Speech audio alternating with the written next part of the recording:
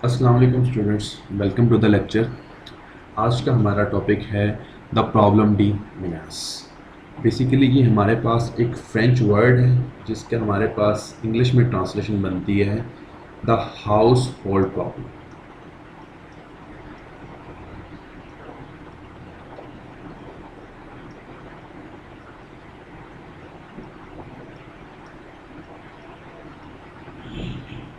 Now let's see ये problem है क्या। बेसिकली ये फर्स्ट ऑफ ऑल हमारे पास 1891 में रेज हुई। प्रॉब्लम हमारे पास ये है कि फॉर एग्जांपल हमारे पास कोई नंबर है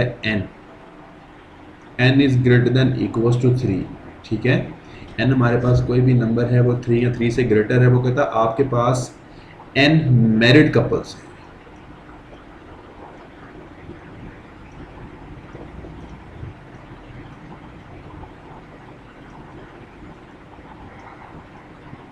अब आपने इन n मैरिड कपल्स को एक टेबल के ऊपर इस तरह बिठाना है कि इन मैरिड कपल में से कोई से भी हस्बैंड वाइफ आपस में एक साथ ना बैठे। मींस कि मैं ये कहना चाह रहा हूं कि अगर आपके पास एक हस्बैंड है H1, ठीक है, और उसकी वाइफ है W1, ठीक है, तो वो कहता है आपने इनको इस तरह से बिठाना है टेबल के ऊपर।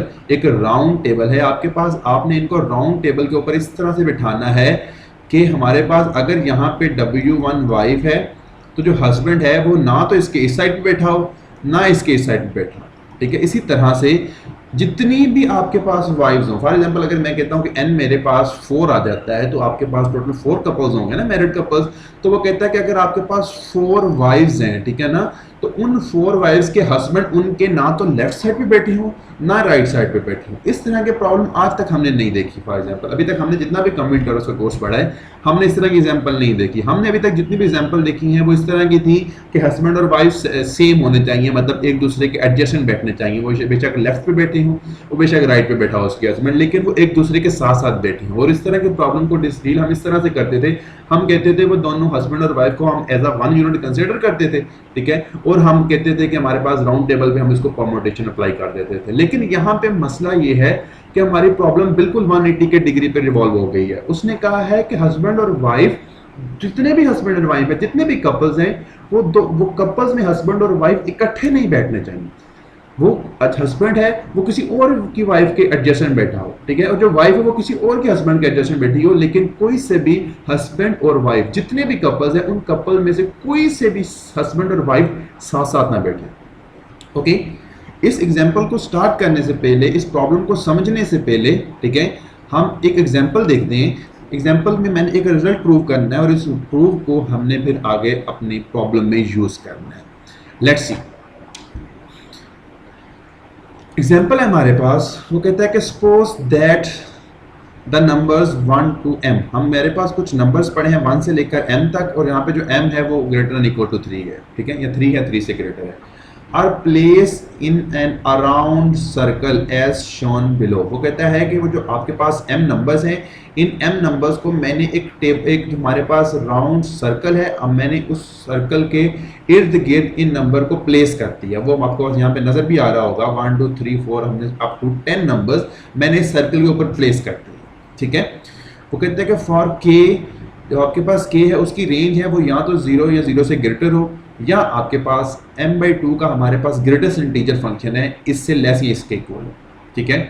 वो कहता है आप इस तरह का कोई भी k कंसीडर करें, देन जो आपके पास लेट अल्फा ऑफ k होगा that denote the number of k elements subset of nm। Means कि हमारे पास अगर जो भी आपके पास k आप सपोज करते हैं, तो जो अल्फा ऑफ k आएगा ये बेसिकली शो करेगा कि आपके पास कितने ऐसे सबसेट हैं कि जिनमें आपके पास k एलिमेंट्स आते हैं,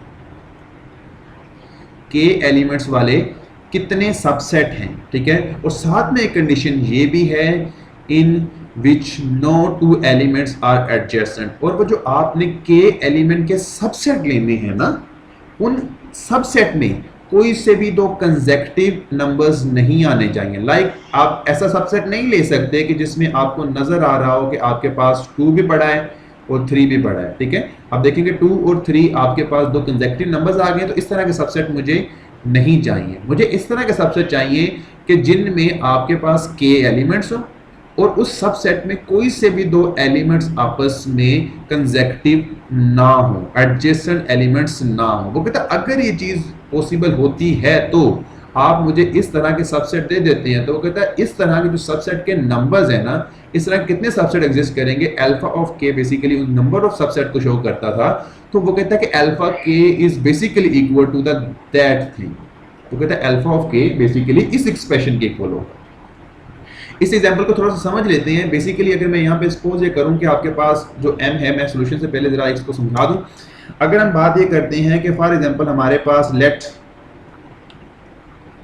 जो m है उसको हम 10 कंसीडर कर लेते हैं, ठीक है। और जो हमारे पास फॉर एग्जांपल k है, ठीक है, हमने कहा था कि जो हमारे k की रेंज है वो 0 से लेकर m/2 के ग्रेटेस्ट इंटीजर फंक्शन तक होनी चाहिए। तो 10/2 मींस 5 का ग्रेटेस्ट इंटीजर फंक्शन 5 ही होगा। तो इसका मतलब है जो आपका k है वो 0 से लेकर 5 के इन बिटवीन होना चाहिए। तो इसका मतलब अगर मैं k को 4 ले लूं, ठीक है, तो हमारे पास कुछ एक सबसेट बनता है। फॉर एग्जांपल हमारे पास एक सबसेट बनता है, लेट्स सी 1 4 6 8। अब देखिए कि ये मैंने सबसेट बनाया है।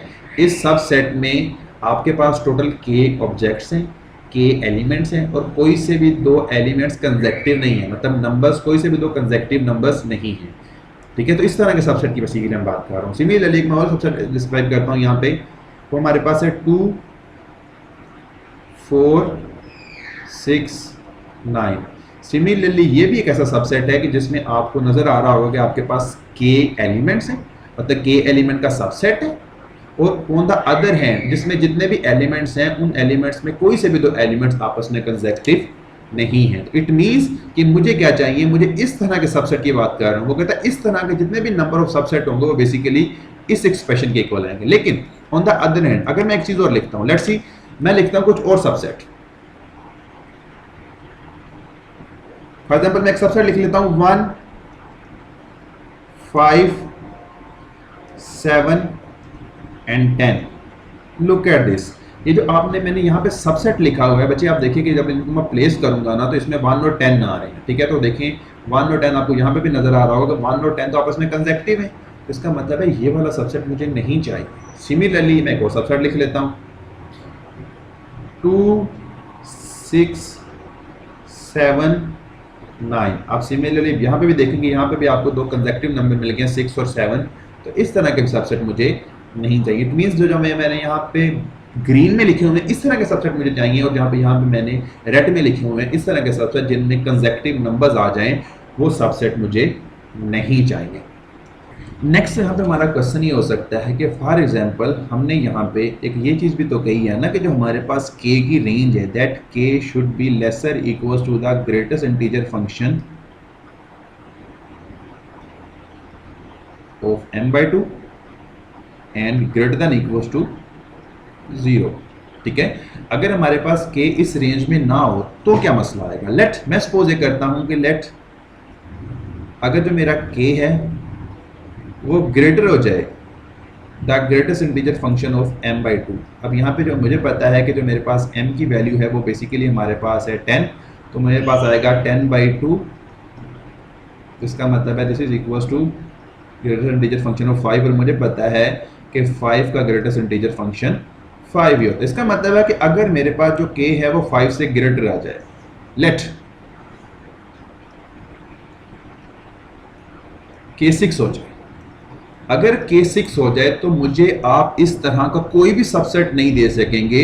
ऐसा कोई भी सबसेट आप लिखें कि जिसमें आपके पास 6 एलिमेंट्स, ठीक है, और उन 6 एलिमेंट में से कोई से भी दो एलिमेंट आपस में कंसेक्टिव ना हो, ये पॉसिबल ही नहीं होगा। आप कोई से भी सबसेट लिखें जिन सबसेट में 6 एलिमेंट्स, हमने कहा था ना k एलिमेंट्स आएंगे। लाइक मैं लिखता हूं कि हमारे पास आ जाता है 1 3 5 7 9, 5 तो होगी। अब छठा मैं जो भी एलिमेंट लिखूंगा वो किसी ना किसी कंसेक्टिव हो जाएगा। लाइक छठा मैं लिख लेता हूं, लाइक फॉर एग्जांपल मैं उसको लिख लेता हूं 10, अब 9 और 10 आपस में कंसेक्टिव हो गए। सिमिलरली आप इसके अलावा कोई और एलिमेंट लिख लेते हैं, फॉर एग्जांपल आप लिख लेते हैं 4, तो यहाँ पे 3 और 4 आपस में कंसेक्टिव हो गया, 5 और 4 भी आपस में कंसेक्टिव हो गए। तो इसका मतलब ये हुआ कि अगर मेरे पास k इस रेंज से बाहर जाएगा तो मेरे पास जो मुझे रिक्वायर्ड सबसेट है उस तरह के सबसेट एग्जिस्ट ही नहीं करेंगे। तो इस तरह का k लेस इक्वल्स टू 6 हम कभी कंसीडर ही नहीं कर सकते। Now let's come to the solution. अब हमने जो चीज़ें बेसिकली डिस्कस करनी थी हमने डिस्कस कर ली हैं। अब हम अपने सॉल्यूशन पे आते हैं कि हमारी जो प्रॉब्लम है उसका सॉल्यूशन हमें किस तरह से फाइंड आउट करना है। हम सपोज ये करते हैं सॉल्यूशन पे late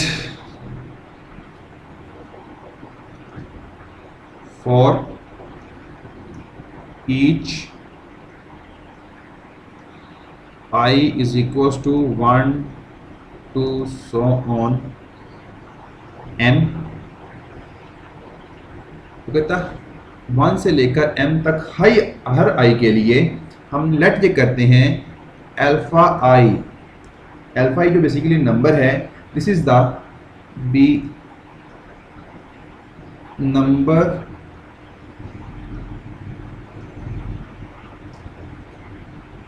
of such k element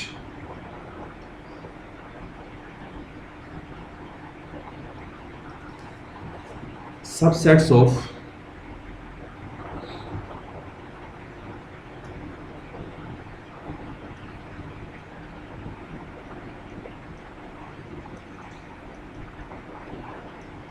nm। वो कहता है कि जो आपके पास अल्फा आई है बेसिकली उन के एलिमेंट्स वाले सबसेट को शो करता है जो मुझे रिक्वायर्ड है, ठीक है। और उनमें एक प्रॉपर्टी ये भी है कि अगर अल्फा आई है ना that it will contain having I, means कि हमारे पास जो अल्फा 1 होगा वो बेसिकली उन सारे नंबर ऑफ सबसेट को शो करेगा जिसमें के एलिमेंट्स होंगे, उनमें से कोई से भी तो एलिमेंट आपस में कंसेक्टिव नहीं होंगे, और जो हमारे पास वो सारे के सारे जितने भी सबसेट होंगे उनमें 1 कंटेन करेगा। सिमिलरली अल्फा 2 बेसिकली वो सारे के सारे सबसेट को शो करेगा जिनमें के एलिमेंट्स होंगे, कोई से भी तो एलिमेंट आपस में कंसेक्टिव नहीं होंगे, और हर सबसेट में 2 होगा, and so on up to alpha m।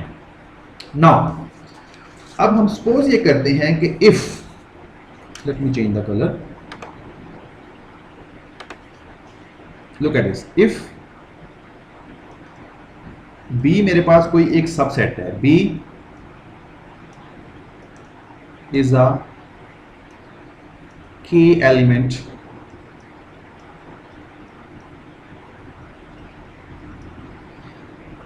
subset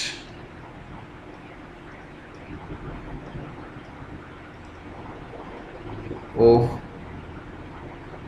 nm containing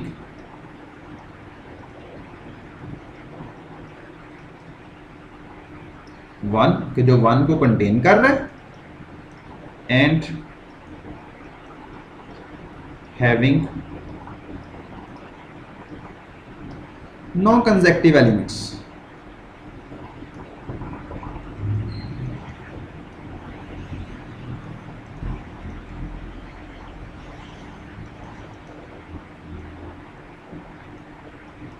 कि हमारे पास भी एक ऐसा सेट है जो जिसमें हमारे पास के एलिमेंट्स हैं और वो nm का के एलिमेंट का सबसेट है और उसमें 1 भी कंटेन, ठीक है, और उसमें जितने भी एलिमेंट्स हैं उन एलिमेंट में कोई भी एलिमेंट कंसेक्टिव नहीं है। अब चूंकि इनमें कोई भी एलिमेंट कंसेक्टिव नहीं है, ठीक है, टोटल मेरे पास है एलिमेंट्स हैं m, ठीक है, तो इसका मतलब है कि 1 के कंसेक्टिव 2 एलिमेंट आ सकते हैं, या तो 2 कंसेक्टिव होगा या यहाँ से लास्ट वाला एलिमेंट m कंसेक्टिव होगा। फॉर एग्जाम्पल अगर मैं इनको टेबल पे अरेंज करता हूँ तो इसी तरह से कंसेक्टिव आएंगे ना, कि यहाँ से 1 स्टार्ट होगा, 2 होगा, फिर सो ऑन अप टू यहाँ पे कहीं भी m पड़ा होगा, तो m के जो 1 के कंसेक्टिव एलिमेंट्स हैं वो m और 2 हो सकते हैं। क्लियर? इसका मतलब है कि अगर B एक ऐसा सबसेट है कि जिसमें कंसेक्टिव एलिमेंट्स नहीं है, देन इट विल इंप्लाइज कि जो 2 और m है that should not belongs to the set B, ये सब B के अंदर नहीं होंगे, ठीक है। इसका मतलब है कि एक तो हमारे पास वन तो सेट के अंदर पड़ा हुआ है, टोटल कितने हैं, के एलिमेंट्स हैं, के में से एक तो ये वाला एलिमेंट है, लाइक एक तो ये वाला एलिमेंट है वन, बाकी कितने एलिमेंट्स बचे हैं, बाकी एलिमेंट्स बचे हैं के माइनस वन। वो कहता है जो बाकी के माइनस वन एलिमेंट्स हैं उनमें ना तो टू पड़ा होगा ना एम पड़ा होगा, क्योंकि अगर तो टू और एम आ गया तो वो दोनों के दोनों एलिमेंट्स वन के कंसेक्टिव हैं, और इस हमारे पास सेट की डेफिनेशन ये है कि इसमें कोई भी एलिमेंट कंसेक्टिव नहीं है। तो इट मींस कि हमारे पास जो रिमेनिंग है, so remaining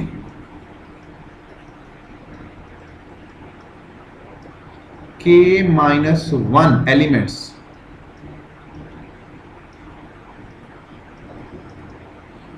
should be taken from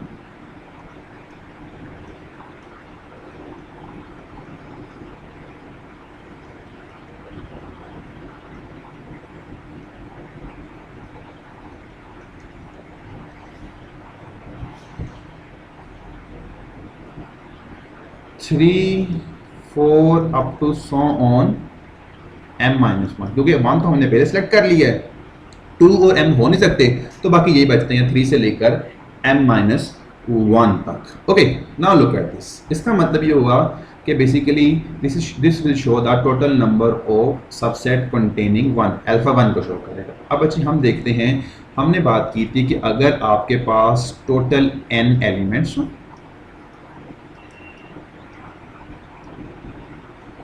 और इन n एलिमेंट्स को मैंने इन एलिमेंट्स में eight a time r elements उठा के उनके कॉम्बिनेशन बनाने, मतलब मैंने r कॉम्बिनेशन बनाने।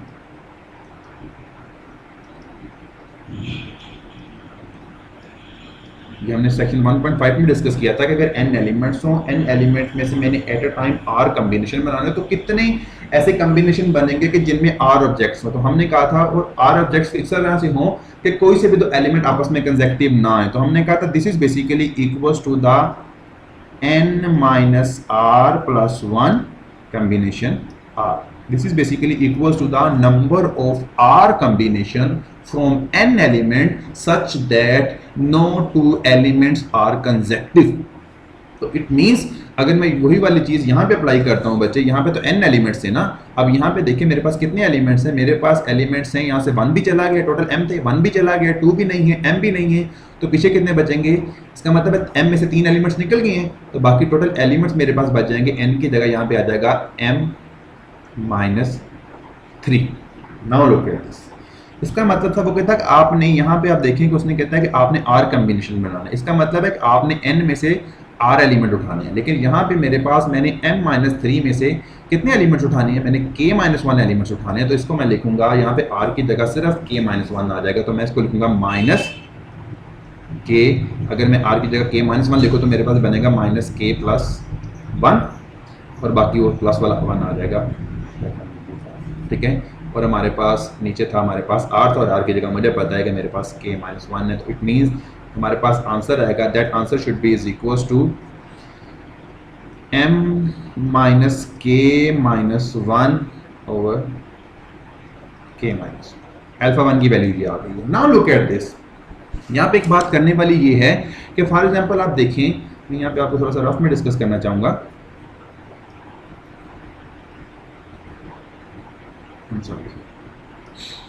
अब बच्चे यहाँ पे देखें कि फॉर एग्जांपल आपके पास अगर अल्फा 1 है ना, अल्फा 1 में वो सारे के सारे सबसेट पड़े हैं, ठीक है, जिनमें at a time k elements हैं, कोई से भी तो एलिमेंट आपस में कंसेक्टिव नहीं है, और हर जितने भी एलिमेंट्स हैं, जितने भी सबसेट हैं, हर सबसेट में 1 पड़ा है। सिमिलरली अगर मैं अल्फा 2 की डेफिनेशन करता हूँ तो अल्फा 2 में बेसिकली वो सारे के सारे सबसेट हैं, नंबर ऑफ सबसेट हैं कि जिनमें at a time k elements हैं, कोई से भी दो एलिमेंट आपस में कंसेक्टिव नहीं है, ठीक है, और हर सबसेट में 2 पड़ा हुआ, ठीक है। और सिमिलरली अल्फा 3 में हमारे पास वो सारे के सारे सबसेट आएंगे, नंबर ऑफ सबसेट होंगे कि जिनमें एट अ टाइम के एलिमेंट्स हैं, हर एलिमेंट में कोई भी हर सबसेट में कोई से भी 2 एलिमेंट्स कंसेक्टिव नहीं है, और हर सबसेट में 3 पड़ा हुआ है। तो आप देखेंगे कि आप जितने भी अगर सबसेट बनाएंगे ना, आपके पास अल्फा 1 वाले नंबर ऑफ सबसेट, अल्फा 2 के नंबर ऑफ सबसेट, अल्फा 3 के नंबर ऑफ सबसेट, मतलब जितने भी अल्फाज हैं हर एक के नंबर ऑफ सबसेट सेम होंगे। क्यों सेम होंगे? देखिए हम तो सिर्फ एक एलिमेंट को कंसीडर कर रहे हैं ना, हमें ये कंसर्न नहीं है हमने कौन सा एलिमेंट कंसीडर किया, हमने 1 को एज अ 1 एलिमेंट कंसीडर किया,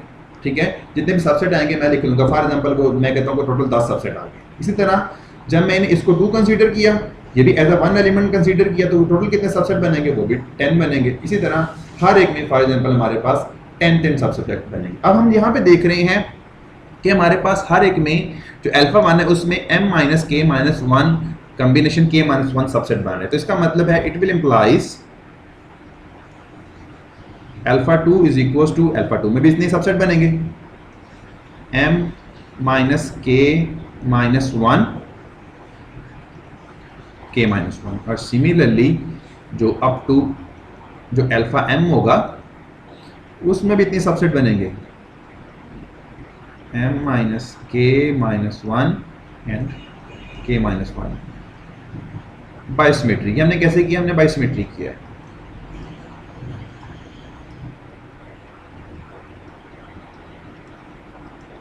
नाउ लुक एट दिस। अब मुझे पता है कि अल्फा 1 अल्फा 2 और मुझे हर एक के नंबर ऑफ एलिमेंट्स का पता चल गया है, तो क्या मैं यहां से लिख सकता हूं कि हमारे पास summation alpha is equals to 1 to m alpha of i is basically equals to, ठीक है, alpha 1 plus alpha 2 plus so on up to alpha of m। अब अगर मैं इनके नंबर ऑफ सबसेट लिखता हूँ, नंबर ऑफ एलिमेंट्स लिखता हूँ, तो मेरे पास आ जाएंगे m minus k minus 1 into k minus 1, और सिमिलरली अल्फा 2 के भी इतने ही होंगे, m minus k minus 1 into k minus 1 and plus up to alpha m में भी इतनी होंगे, m minus k minus 1 into k minus 1। Now look at this. अब जो मेरे पास टोटल कितने हमारे पास एंट्रीज हैं, 1 2 3 अप टू m एंट्रीज है ना, क्योंकि अल्फा m तक जा रहा था। तो इसका मतलब है कि हमारे पास वैल्यू आएगी बेटा summation alpha equals to 1 to m alpha of i, sorry not alpha, i range है ना, sorry my mistake, i is equals to 1 to m alpha of i, this is basically equals to the m times m minus k minus 1 into over k minus 1, that's it। इसका मतलब है मेरे पास इतने total number of subsets होंगे। लेकिन अब देखें यहाँ पे हमारे पास मुझे क्या फाइंड आउट करना है, मुझे फाइंड आउट करना है अल्फा ऑफ k। नाउ मुझे अल्फा ऑफ के की वैल्यू फाइंड आउट करनी है, ठीक है। आप देखेंगे हमने यही फाइंड आउट किया था ना। आप एग्जांपल में जाएं तो हमें फाइंड आउट करना था alpha of K. Alpha of के बेसिकली हमारे पास है, this is denote the number of K element subset of nm in which no two elements are adjacent. और वो कहता है कि प्रूव ये करें कि वो चीज़ इस एक्सप्रेशन की इक्वल आती है। Now look at this. मुझे पता है बेटा कि हमारे पास लेट्स सपोज अगर मैं कहूँ कि ये चीज़ बेसिकली इक्वल है इस चीज़ के, समेशन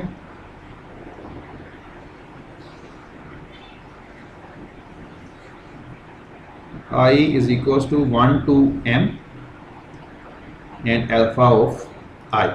लेकिन देखें कि हमारे पास जो अल्फा ऑफ k है इसमें भी वो सारे के सारे सबसेट्स हैं कि जिनमें at a time k elements हैं, ठीक है, और इनमें से कोई भी एलिमेंट आपस में कंसेक्टिव नहीं है। सिमिलरली जो हमारे पास अल्फा फॉर एग्जांपल मैं कहता हूँ जो समेशन अल्फाज है ना, अल्फा आइज हैं, इसमें भी वो सारे के सारे सबसेट हैं जिनमें एट अ टाइम के एलिमेंट्स हैं, ठीक है, और कोई से भी दो एलिमेंट आपस में कंसेक्टिव नहीं है। लेकिन अब यहाँ पे देखें कि जो हमारे पास समेशन अल्फा ही है ना, फॉर एग्जांपल मैं अल्फा 1 के एक सबसेट ले लेता हूँ। फॉर एग्जांपल मैं इसको एज अ के को एज अ 4 कंसीडर करता हूँ, तो अल्फा 1 में हमारे पास एक एलिमेंट पड़ा होगा बच्चा। अगर मैं m को 10 कंसीडर करूँ जैसे मैंने फर्स्ट एग्जांपल में कंसीडर किया था, तो हमारे पास एक सबसेट होगा, इसमें 1 तो पड़ा ही होगा ना, इसमें 3 हो सकता है, लेट्स को इसमें 5 है और लेट्स को इसमें 7 है। इसका मतलब ये हुआ कि ये एक ऐसा हमारे पास सबसेट है कि जो हमारे पास जिसमें 1 इसमें बिलोंग कर रहा है। इसका मतलब जब मैं अल्फा 1 कंसीडर करूंगा तो ये एलिमेंट उसमें कंसीडर होगा।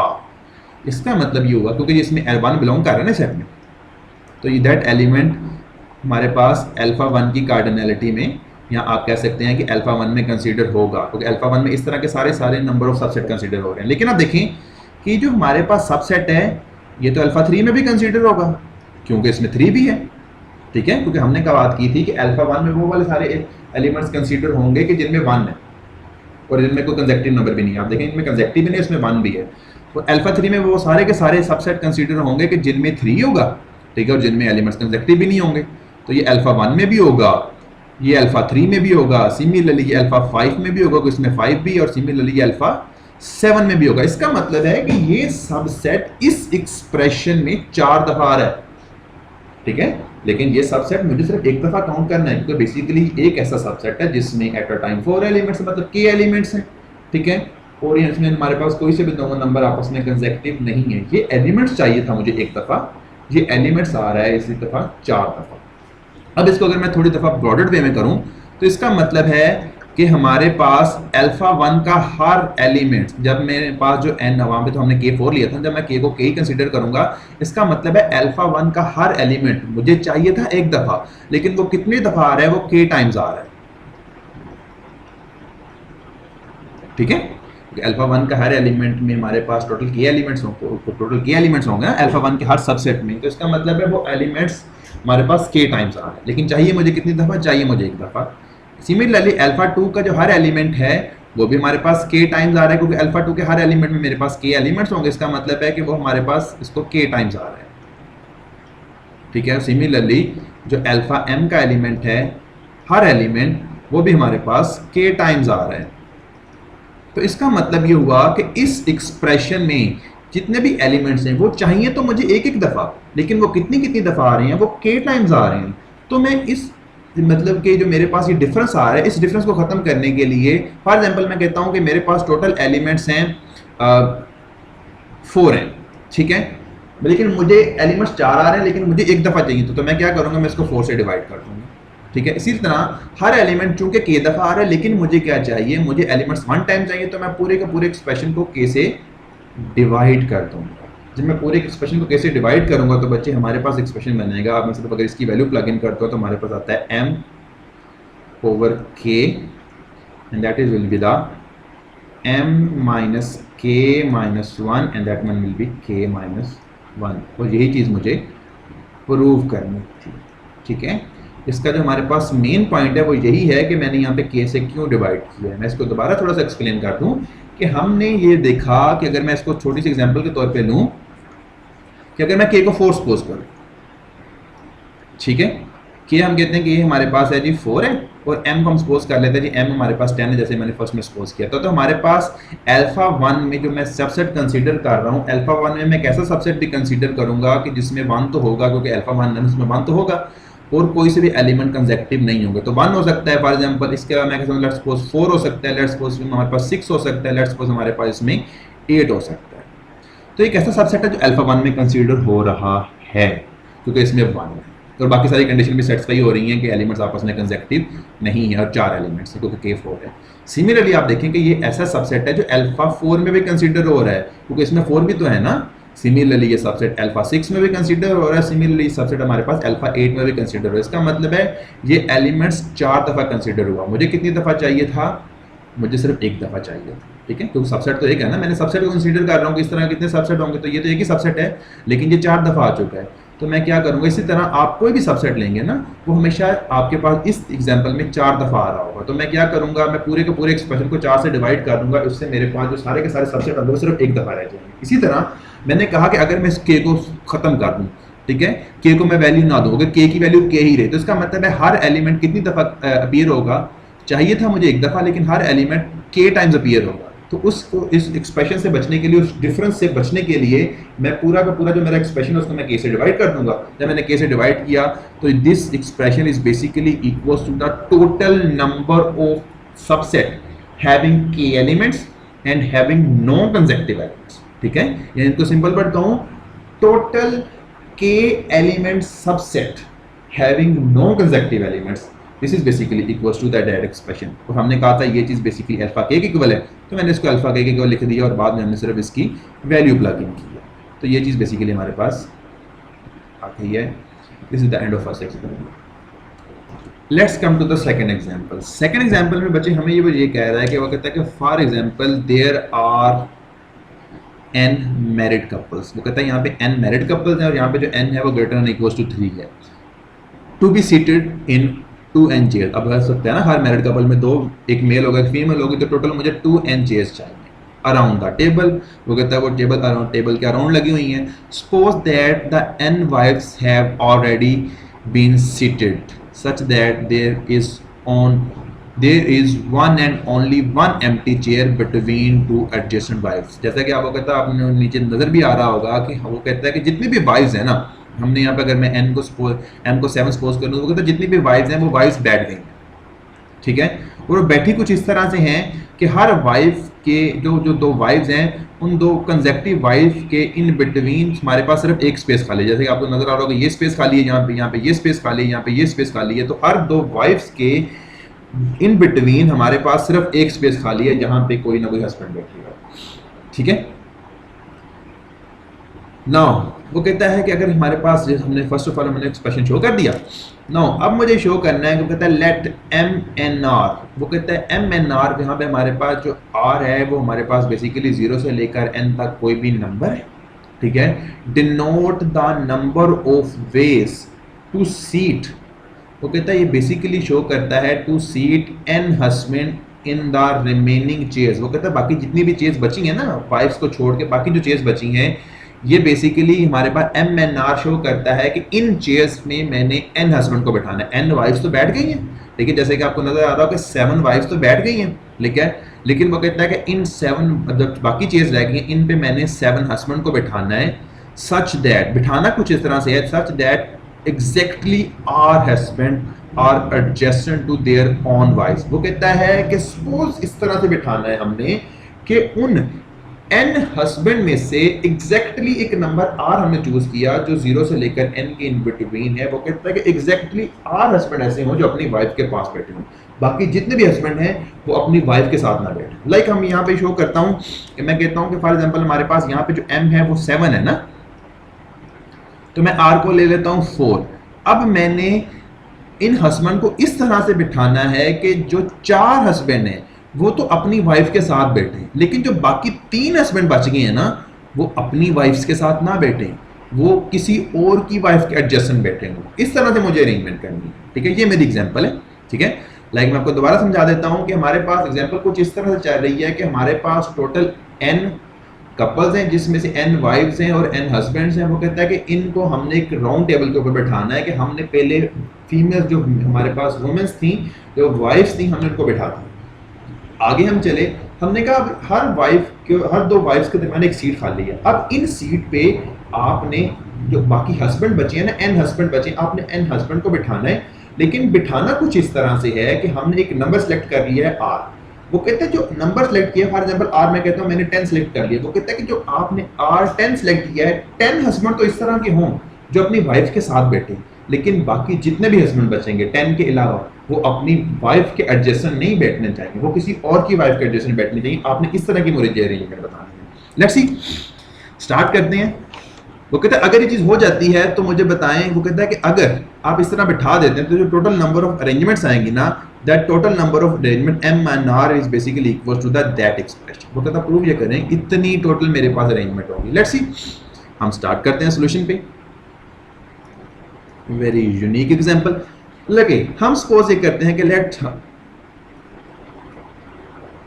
S be the set of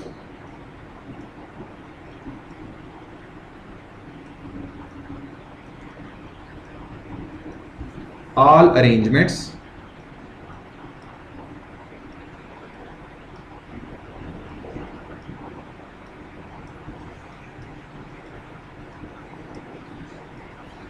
of n husbands।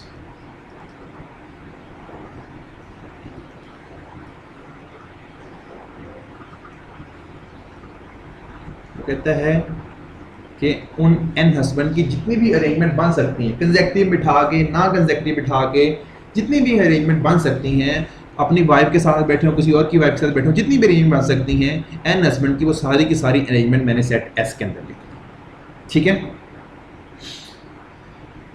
Now look at this, ठीक है। उन हस्बैंड को मैं शो करता हूँ। लेट्स सपोज वो हस्बैंड मेरे पास है, for example H1 H2 and so on H, ठीक है ना। वी डिफाइन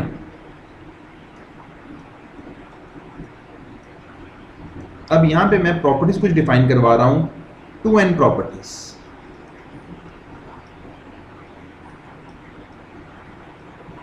अगर मेरे पास n कपल्स है ना, तो मैंने कितनी प्रॉपर्टीज डिफाइन करवानी है? मैंने 2n प्रॉपर्टीज डिफाइन करवानी है। प्रॉपर्टीज मेरे पास क्या है? P1 प्रॉपर्टी है, P2 प्रॉपर्टी है, and up to so on P2nth property है। वो कहता प्रॉपर्टीज कुछ इस तरह से हैं सच दैट कि प्रॉपर्टी P1 उस वक्त होल्ड करेगी इफ एंड ओनली इफ जो हस्बैंड H1 है ना, that sit on right of his wife W1। वो कहता है कि अगर हस्बैंड H1 अपनी वाइफ W1 के राइट पे बैठा होगा तो हम कह सकते हैं फिर प्रॉपर्टी P1 होल्ड करेगी। और सिमिलरली मैं कहता हूं कि P2 प्रॉपर्टी उस वक्त होल्ड करेगी if and only if husband H1 sit on left of his wife W। Okay, that's it.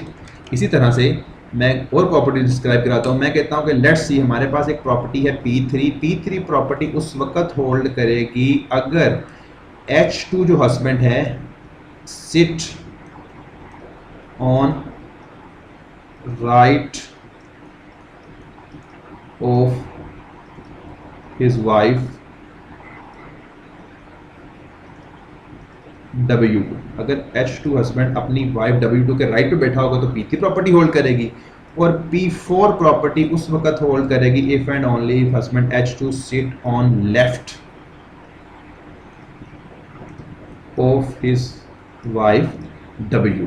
And similarly मैं इसको थोड़ा सा अगर प्रोलॉन्ग करूं तो इसको मैं लिख सकता हूं, let's see I can say that P2n-1 property उस वक्त होल्ड करेगी इफ एंड ओनली इफ जो nth हस्बैंड है सिट ये बैठा हो on right of his wife Wn। And similarly P2n property उस वक्त होल्ड करेगी इफ एंड ओनली इफ जो Hn हस्बैंड है that sit on left of his wife W। Now look at this. अब यहाँ पे जो मेन इंटरेस्टिंग बात है वो ये है, हम बातें करते हैं कि for I is equal to 1 2 up to 2n, कहता I 1 से लेकर 2n तक कुछ भी हो, अगर मैं दो कंसेक्यूटिव प्रॉपर्टीज होल्ड करवाता हूं ना, Pi एंड Pi-1, वो कितने नंबर होंगे जो दो कंसेक्यूटिव प्रॉपर्टीज को होल्ड करेंगे? वो कहता है वो 0 होंगे। मतलब दो consecutive property eight a time hold कर ही नहीं सकती। क्यों नहीं कर सकती? लेट्स सी, अगर मैं I को रखता हूं 1, ठीक है, तो I+1 आ जाएगा 2। इसका मतलब है वो कहता है फर्स्ट और second property eight a time hold नहीं कर सकती। क्यों एट अ टाइम होल्ड नहीं कर सकती? क्योंकि देखें कि अगर प्रॉपर्टी 1 होल्ड करेगी तो इसका मतलब है हस्बैंड 1 जो है वो राइट पे बैठा है, और प्रॉपर्टी 2 होल्ड करेगी इसका मतलब है हस्बैंड 2 जो है वो लेफ्ट पे बैठा है। लेकिन एट अ टाइम ये तो पॉसिबल नहीं है ना कि एक हस्बैंड लेफ्ट पे बैठा हो अपनी वाइफ के और एक हस्बैंड अपनी वाइफ के राइट, वही हस्बैंड अपनी वाइफ के राइट पे बैठा हो। इसका मतलब है अगर I को मैं 1 लूंगा तो इस तरह से प्रॉपर्टी होल्ड नहीं करती, ठीक है। लेकिन अगर I हमारे पास 1 ना हो, फॉर एग्जाम्पल अगर मैं कहता हूँ I2 हो जाए, अगर I2 है तो I+1 क्या होगा? I+1 3 होगा। तो इसका मतलब ये होगा कि I2 का मतलब ये है कि जो हमारे पास हस्बैंड W1 है ना वो लेफ्ट पे बैठा, ठीक है। और सिमिलरली जो हमारे पास, इसका मतलब है जो हस्बैंड W1 है ना, सॉरी जो हस्बैंड हमारे पास H1 है वो अपनी वाइफ के लेफ्ट पे बैठा है। लेट्स सपोज मैं कहता हूँ कि ये उसका लेफ्ट है तो वो कहीं यहाँ पे बैठा हुआ है, फॉर एग्जांपल हस्बैंड यहाँ पे बैठा हुआ है, ठीक है। और अगर साथ में मैं कहता हूँ I प्रॉपर्टी ये होल्ड करते, तो उसका मतलब है I+1 थर्ड प्रॉपर्टी भी होल्ड करेगी, तो उसका मतलब ये होगा तो जो H2 है वो अपनी वाइफ के राइट पे बैठा हुआ है। लेकिन आप देखेंगे W2 वाइफ के राइट पे बैठा है, इसका मतलब है जो H2 है वो यहाँ पे होना चाहिए, लेकिन यहाँ पे तो सीट ही खाली है ना, तो दो हस्बैंड तो एक सीट पे नहीं बैठ सकते, ठीक है, इसका मतलब ये हुआ कि अगर I1 होता है तो हमारे पास एक हस्बैंड है, वो लेफ्ट पे बैठ सकते हैं, वो राइट पे बैठ सकता है, ये पॉसिबिलिटी नहीं है कि हस्बैंड लेफ्ट पे बैठे राइट पे बैठे।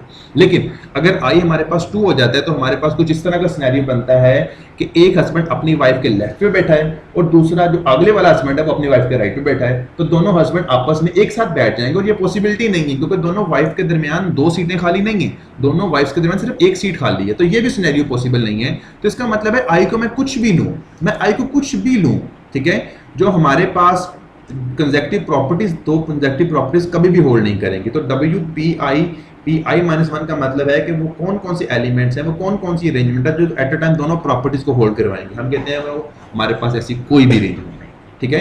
यहाँ पे एक बात ये याद रखिएगा, हियर बताना ही चाहूंगा कि हमारे पास अगर मैं आई को लेता हूँ ना 2n, तो हमारे पास आंसर ये बनेगा ना, सॉरी ये 1 है प्लस, तो हमारे पास आंसर ये बनता ना बेटा, अगर मैं आई को 2n लेता तो हमारे पास एक्सप्रेशन ये भी बनता 2n प्लस 1। अब चूंकि हमारे पास राउंड टेबल है ना, तो 2n से दोबारा जब हम स्टार्ट करूंगा, 2n से आगे जाऊंगा, 2n प्लस 1 जाऊंगा, तो ये हमारे पास वापस p1 कंसीडर हो जाएगा, ठीक है। सिमिलरली p2n प्लस 2 अगर होता तो उसको मैं p2 कंसीडर करता, ठीक है। तो इस तरह से बेसिकली यहाँ पे ये चीज़ देखने की जरूरत है। Now look at this.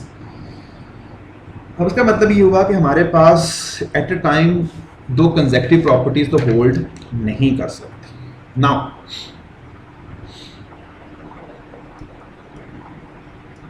If जो हमारे पास k है ना, that should be lesser equals to 2n हो and greater than equals to n हो। वो कहता है अगर k इस रेंज के बिटवीन होल्ड करे, ठीक है, तो w ऑफ pi1 pi2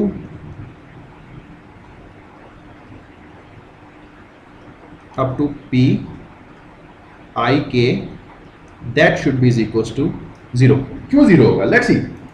हम बात ये करते हैं कि बेटा अगर हमारे पास टोटल जो हस्बैंड हैं वो हमारे पास फॉर एग्जांपल हैं n, ठीक है, तो n हस्बैंड को बिठाने के लिए मुझे मेरे पास या तो n एक हर हस्बैंड लेफ्ट बैठा होगा या राइट पे बैठा होगा, ठीक है। लेट्स सपोज मैं कहता हूँ कि मेरे पास जो टोटल फैमिलीज है ना वो है फॉर एग्जांपल 10 है, तो इसका मतलब है 10 हस्बैंड को बिठाने के लिए मुझे कितनी प्रॉपर्टीज चाहिए? वो कहता है कि मुझे चाहिए 10 प्रॉपर्टीज,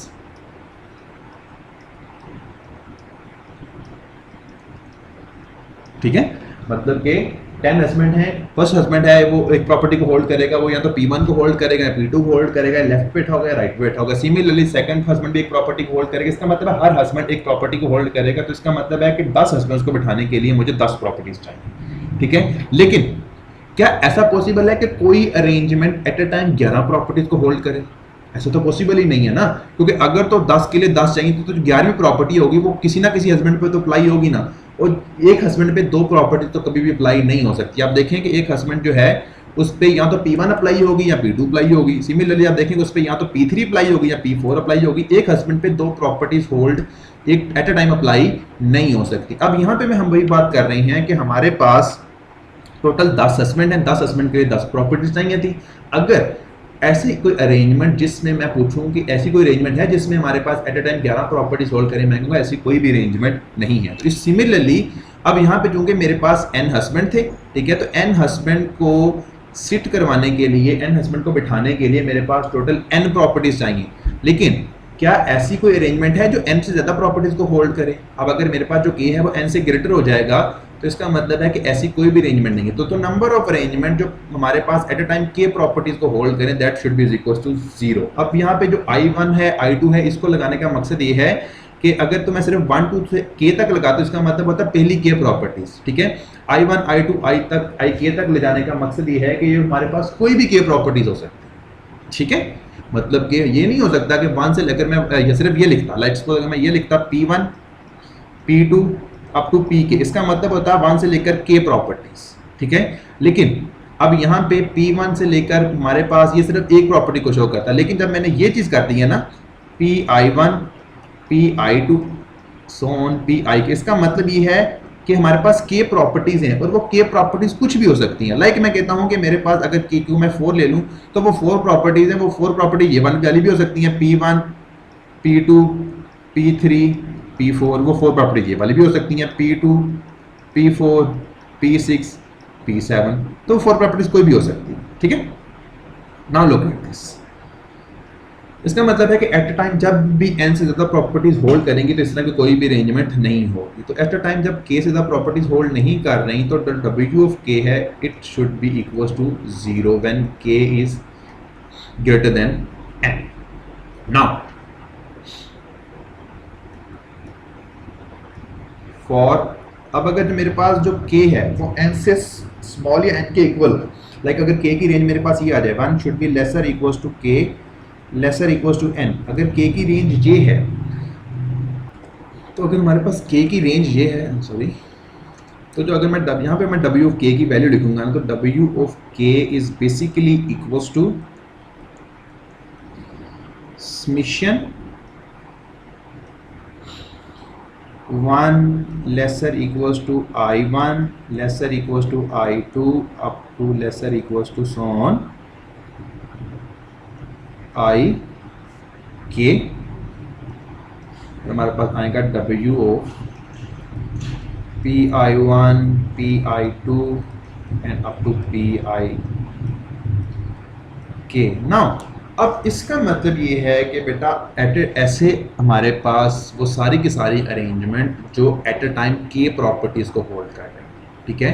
के प्रॉपर्टीज़ को होल्ड करने का मतलब ये है कि वो ये हस्बैंड जो है वो या तो वाइफ के राइट पे बैठा हो या लेफ्ट पे बैठा हो, मतलब कोई से भी दो हस्बैंड आपस में साथ साथ ना बैठे हो। मतलब कि मुझे वो सारे की सारी अरेंजमेंट्स चाहिए जिन सारी की सारी अरेंजमेंट्स में हर अरेंजमेंट में के हस्बैंड्स हो, के हस्बैंड को मैंने अरेंज करना है और के हस्बैंड में से कोई से भी दो हस्बैंड आपस में कंसेक्टिव ना हो। ये बिल्कुल उसी तरह से है कि मैं कहता हूं कि मुझे वो सारे के सारे सबसेट चाहिए कि हर सबसेट में के एलिमेंट्स हो और कोई से भी दो एलिमेंट्स आपस में कंसेक्टिव ना हो। ये बिल्कुल उसी तरह से जैसे मैंने लास्ट एग्जांपल में हमने देखा था, हमने उसका रिजल्ट निकाला था, हमने कहा था that should be is equal to the that expression, ठीक है। यहाँ पे जो नंबर थे वो हमारे पास m थे, ठीक है। लुक एट दिस, तो अगर मैं इसको यहीं पे यूज करता हूं बेटा, तो अब यहाँ पे जो हमारे पास नंबर ऑफ प्रॉपर्टीज हैं बेसिकली वहां पे तो m था ना, यहाँ पे हमारे पास आ जाएगा that should be equal to 2n over, ठीक है, k, और हमारे पास सिर्फ m की जगह 2n कंसीडर होगा तो हमारे पास आ जाएगा 2n minus k minus 1 and k minus 1। तो ये तो बेसिकली हमारे पास अरेंजमेंट है के हस्बैंड, ठीक है। मतलब मुझे टोटल n के, मेरे पास फॉर एग्जांपल मैं कहता हूं कि मेरे पास टोटल थे 10 हस्बैंड थे, मैंने 10 में से जो 4 हस्बैंड थे उनको तो अरेंज कर दिए इस तरह से क्योंकि कोई से भी दो हस्बैंड आपस में कंसेक्टिव नहीं है, लेकिन जो बाकी 6 हैं उनकी भी तो कोई ना कोई अरेंजमेंट होगी ना। अब उनकी जो 6 की अरेंजमेंट है वो किसी तरह भी आ जाए, मैं कहता हूँ 6 सीट खाली हैं, ठीक है। अब जो बाकी रह गए 6 इनको 6 पे बिठा दो, तो इसको फुल करने के लिए मेरे पास कितनी स्पेसेस होंगी, इसके लिए 6 होंगी, ठीक है, इसके लिए 5 होंगी, इसके लिए 4 होंगी, इसके लिए 3 होंगी, इसके लिए 2 होंगी, इसके लिए 1 होंगी। इसका मतलब है कि मेरे पास आंसर आएगा 6 फैक्टोरियल, और यू कैन से दैट मेरे पास आंसर आएगा 10 माइनस 4 फैक्टोरियल, ठीक है, क्योंकि टोटल 10 हस्बैंड थे, उनमें से 4 को मैंने अरेंज कर दिया। बाकियों के लिए कितनी अरेंजमेंट बचेंगी, बाकियों के लिए अरेंजमेंट बचेंगी 10 माइनस 4 फैक्टोरियल। तो बिल्कुल उसी तरह से कि यहाँ पे मेरे पास टोटल n हस्बैंड्स थे, n में से मैंने k को तो अरेंज कर लिया, तो बाकी जो हस्बैंड बचेंगे उनके लिए मेरे पास अरेंजमेंट आ जाएंगी n minus k factorial, that's it. अब w ऑफ k का हमारे पास आंसर आ चुका है। अब सिर्फ मैंने w ऑफ k का आंसर वहां पे प्लग इन करना है, तो इट विल इम्प्लाइज कि हमारे पास था n आर मीन्स के टोटल n हस्बैंड है और n में से मैंने इस तरह की अरेंजमेंट करनी है कि एग्जैक्टली r हस्बैंड इस तरह के हों जो हमारे पास अपनी वाइफ के एडजेसेंट बैठे हों। तो इसका मतलब ये होगा कि ये एक्सप्रेशन बेसिकली इक्वल होगा कि हम ये इन अदर वर्ड्स कहना चाहते हैं कि हमारे पास वो सारे के सारी अरेंजमेंट्स हों जिनमें at a time r properties hold करें, क्योंकि अगर एक प्रॉपर्टी होल्ड करेगी इसका मतलब है वो हस्बैंड अपनी वाइफ के साथ बैठा हुआ है। तो अगर मुझे आर हस्बैंड को अपनी वाइफ के साथ बिठाना है तो इसका मतलब है मुझे at a time r properties hold करनी पड़ेंगी। एक्जैक्टली आर प्रॉपर्टी होल्ड करने का मतलब है, हमने कहा था this is basically equal to the by generalized principle of inclusion and explain this is equal to the E of r, ठीक है। जैसे हमने लास्ट एग्जांपल में हम देखते हैं कि अगर कोई प्रॉपर्टी होल्ड नहीं करती हम उसको ई ऑफ 0 कहते थे, एक्जैक्टली 0 प्रॉपर्टी होल्ड करती है। यहाँ पे एक्जैक्टली अगर आर प्रॉपर्टीज होल्ड कर रही है तो this is equal to basically E of r. Now हमें पता है बेटा this expression is basically equals to by generalized principle of inclusion and extension summation k is equals to r to 2n and that is the basically minus 1 power k minus r and that one will be the k combination r and here we get this is w of k. अब अगर मैं simple यहाँ पे w of k की वैल्यू plug in करता हूँ तो मेरे पास एक्सप्रेशन आता है summation k is equals to, हमने बात की थी कि w ऑफ k अगर मेरे पास जो r है k है, ठीक है ना, हम तो देखिए हमने कहा था अगर तो सॉरी हमने कहा था कि अगर तुम्हारे पास जो k है, लुक एट दिस, यहाँ पे हमने कहा था अगर तो जो k है वो n या n से लेकर 2n तक हो तो हमारे पास जो w ऑफ k है वो तो वैसे 0 हो जाता है ना। इसका मतलब है कि जो ओवरऑल जब मेरी जो समेशन होगी वो समेशन जब मेरी n से लेकर 2n तक होगी तो हमारे पास ये जो पूरा का पूरा w ऑफ k है वो 0 हो जाएगा और पूरा का पूरा एक्सप्रेशन 0 हो जाएगा। तो इसका मतलब है टोटल समेशन थी 1 से लेकर 2n तक, ठीक है, और हमने कहा कि n से लेकर 2n तक तो एक्सप्रेशन वैसे 0 है। इसका मतलब है टोटल हमारे पास कितनी रह, सॉरी r से लेकर थी ना, तो टोटल कितनी रह जाएगी r से लेकर n तक। तो इट मीन्स हमारे पास अब एक्सप्रेशन रह जाएगा k is equal to r to n and that one will be the minus 1 power k minus r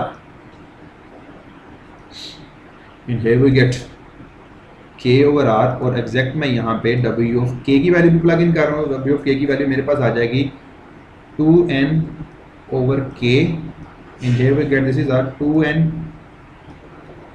minus k minus 1 into k minus 1 and that one will be the n minus k factorial. Now look at this. अब अगर मैं इसको थोड़ा सा simplify करूँ, I can write this is equal to summation k is equals to r to n and here we get this is a minus 1 power k minus r and this will be the k combination r and here we get that one will be the 2n over k और अगर इस combination को मैं open करता हूँ बटे तो मेरे पास आंसर आता है 2n minus k minus 1 factorial divided by, अब जो नीचे मेरे पास एक्सप्रेशन बनेगा इसको मैं डायरेक्ट लिख रहा हूँ, हमारे पास आ जाएगा 2n minus 2k factorial and that one will be the k minus 1 factorial और ये हमारे पास एक्सप्रेशन आ जाएगा n minus k the whole factorial. Now look at this, हम इसको कह सकते हैं that one will be the summation k equals to r to n minus 1 power k minus r and here we get this is the k over r, ठीक है। अब बच्चे अगर मैं यहाँ पे एक सिर्फ इतना एक्सप्रेशन करूँ कि मैं ऊपर और नीचे यहाँ पे डिवाइड कर दूँ, 2n मैं डिवाइड कर रहा हूँ 2n माइनस k से, तो ऊपर भी हमारे पास मैं 2n k माइनस k से मल्टीप्लाई करवा देता हूँ 2n minus k and that one will be the 2n minus k minus 1 the whole factorial और ये एक्सप्रेशन मेरे पास आ जाएगा 2n minus 2k factorial और यहाँ पे जो k था ना इसको उठा के अगर मैं इसके साथ ज्वाइन कर दूँ तो ये बनेगा मेरे पास k into k minus 1 factorial और ये बेसिकली बन जाता है k फैक्टोरियल, ठीक है। तो इसको मैंने as a k factorial consider कर दिया। नाउ लुक एट दिस, यहाँ पे हमारे पास आंसर आ सकता है this is the basically summation k equals to r to n minus 1 power k minus r and that one will be the k combination r and here we got this is the 2n over 2n minus k। अगर मैं इसको लिखता हूँ बच्चे ये expression मेरे पास बनता है 2n minus k the whole factorial over 2n minus 2k factorial into k factorial. अब अगर मैं और हमारे पास आ रहा है यहाँ पे हमारे पास ये भी एक्सप्रेशन आ रहा है ना n माइनस k फैक्टोरियल और ये भी n minus k factorial. Now look at this, अब अगर बच्चे आप ये जो आपके पास यहाँ पे एक्सप्रेशन गिवन है दैट एक्सप्रेशन, ये वाला जो इतना एक्सप्रेशन गिवन है इस एक्सप्रेशन की जगह मैं लिख सकता हूँ, जरा गौर से देखिएगा, I can write this expression is basically will become summation k equals to r to n minus 1 power k minus r, ठीक है, and that one will be the k over r, k combination r 2n over 2n minus k.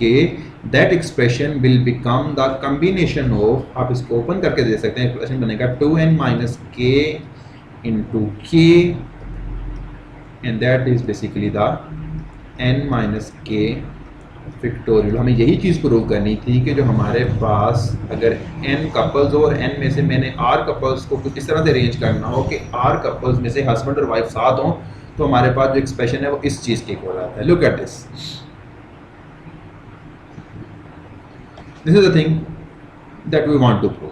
ये चीज़ हमें prove करनी थी. अब यहाँ पे तो बच्चे बेसिकली था हमारी जो प्रॉब्लम थी ना, वो प्रॉब्लम हमें डिस्कस ये करती थी कि हमें बेसिकली क्या करना है. हमें इस तरह की जो मैंने स्टार्ट में कहा था कि हमारे पास जो डी मिनास प्रॉब्लम थी वो हमें ये कहती है कि हम मुझे इस तरह की अरेंजमेंट चाहिए कि कोई भी हस्बैंड और वाइफ आपस में इकट्ठे ना हो. तो हमने यहाँ पे जो फाइंड आउट किया है, हमने इस तरह का एक्सप्रेशन फाइंड आउट किया कि एग्जैक्टली आर हस्बैंड आपस में, हस्बैंड अपनी वाइफ के साथ बैठे हों.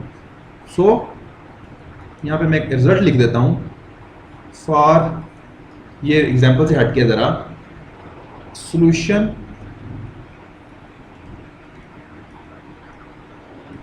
Of the problem of डेसिमिनास